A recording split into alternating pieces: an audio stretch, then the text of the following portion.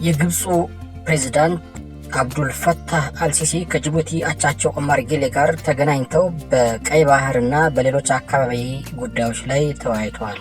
በዚህም መሰረት ግብፅና ጅቡቲ የቀይ ባህርና የኤደን ባህረ ሰላጤ አስተዳደርና የጸጥታ ጉዳይ የውሃ አካላቱን የሚጎራበቱ ሀገራት ብቸኛ ኃላፊነት እንደሆነ መስማማታቸውን የግብፅ ፕሬዝዳንት አብዱል ፈታህ አልሲሲ ተናገሩ። ረቡዕ ሚያዝያ 15 2017 ዓ.ም ለይፋዊ የአንድ ቀን ጉብኝት ወደ ጅቡቲ ተጉዘው የነበሩት አልሲሲ ከሀገሪቱ ፕሬዝዳንት ኢስማኤል ኦማር ጌሌ ጋር ተገናኝተው ንግግር አድርገዋል። ሁለቱ መሪዎች ቀጣናዊ ጉዳዮች ላይ መነጋገራቸውን የገለጹት የጅቡቲው ፕሬዝዳንት ኢስማኤል በዚህ ንግግር የሶማሊያና የሱዳን ጉዳይ መነሳቱንም ጠቅሰዋል። እንደ ፕሬዝዳንት ኢስማኤል ገለጻ ሁለቱም መሪዎች የተነጋገሩበት ሌላኛው ቀጣናዊ ጉዳይ የቀይ ባህርና የኤደን ባህረ ሰላጤን የሚመለከት ነው። ሀገራቱ ቀይ ባህርና የኤደን ባህረ ሰላጤን የሚያገናኘውን የባብኤል መንደብ የባህሮች መጠን በተመለከተ መነጋገራቸውን የጅቡቲው ፕሬዝዳንት አስታውቀዋል። ይህ የባህር ወሽመጥ በጅቡቲ በኤርትራና በየመን የሚገኝ ስትራቴጂክ አካባቢ ነው። ሁለቱ ፕሬዝዳንቶች በዚህ የባህር ወሽመጥ የደህንነት ሁኔታ ላይ እንደተወያዩ ተገልጿል። ወሳኝ የዓለም አቀፍ ንግድ መተላለፊያ በሆነው ቀይ ባህር ነፃ የባህር ንግድ እንቅስቃሴ እንዲኖር ለማስቻል እና የባህሩን መረጋጋት ለማረጋገጥ የሚያደርጉትን ትብብር ለማጠናከር እንደተስማሙም የጅቡቲው ፕሬዝዳንት ኢስማኤል አስታውቀዋል።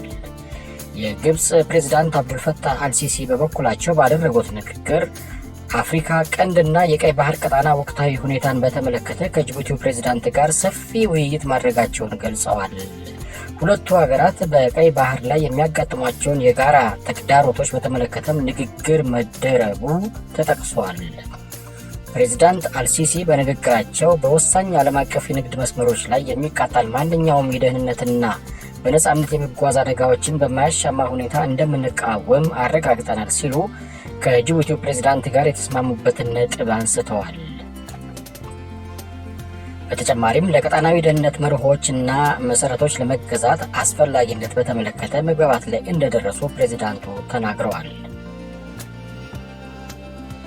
የቀይ ባህርና የኤደን ባህረ ሰላጤ አስተዳደር እና የደህንነት ጉዳይ የተጎራባች ሀገራቱ ብቸኛ ኃላፊነት እንደሆነ ከስምምነት ላይ መድረሳቸውን አስታውቀዋል። ግብፅ የቀይ ባህር የአስተዳደር ጉዳይ የውሃ አካሉን የሚቆራበቱ ሀገራት ብቸኛ ኃላፊነት መሆኑን ስታነሳ ይህ የመጀመሪያዋ አይደለም። ጠቅላይ ሚኒስትር አብይ አህመድ ለኢትዮጵያ የባህር በር ማግኘት የህልውና ጉዳይ መሆኑን እንዲሁም ሀገሪቱ ቀይ ባህር ለደህንነቱ አስፈላጊ መሆኑን በተደጋጋሚ ማንሳት መጀመራቸውን ተከትሎ በግብፅ በኩል ይህ አቋም ሲንጸባረቅ ቆይቷል። ኢትዮጵያ ግንባታው ልታጠናቀቅ በተቃረበችው የታላቁ ህዳሴ ግድብ ዙሪያ ለዓመታት ተቃውሞ ስታሰማ የቆየችው ግብፅ ኢትዮጵያ እያሳየችው ካለው በቀይ ባህር በኩል መተላለፊያ በር ከማግኘት በተቃራኒ የአካባቢውን ሀገራት እያስተባበረች ነው። ጠቅላይ ሚኒስትር አብይ የኢትዮጵያን በቀይ ባህር በኩል ወደብ የማግኘት ፍላጎትን ይፋ ባደረጉበት ጊዜ ቀይ ባህር እና የአባይ ወንዝ ኢትዮጵያን የሚበይኑ የተፈጥሮ ሀብቶች ናቸው ማለታቸው አይዘነጋም። የሶማሊያ የውጭ ጉዳይ ሚኒስትር አህመድ ሞአሊም ፊቄ ታህሳስ ወር ላይ ወደ ግብፅ በተጓዙበት ወቅትም ይህ የግብፅ አቋም ተነስቶ ነበረ።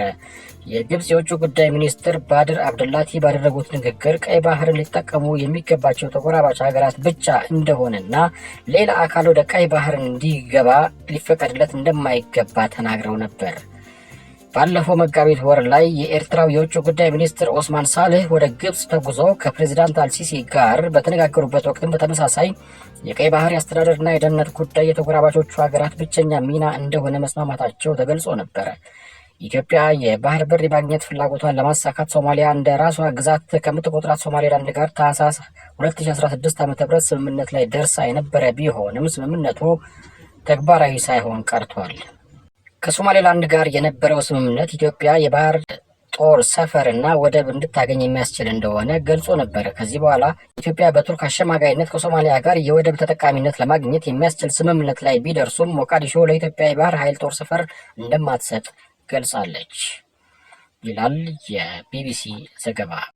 ከሪያሊቲ ሚዲያ ለዕለቱ የተዘጋጀው ዝግጅት እዚህ ላይ ተጠናቋል። መልካም ጊዜ እየተመኘንላችሁ እዚህ ላይ እንሰናበታችኋለን። ሰብስክራይብ፣ ላይክ፣ ሼር ማድረግን እንዳትዘነጉ እናሳስባችኋለን። እናመሰግናለን።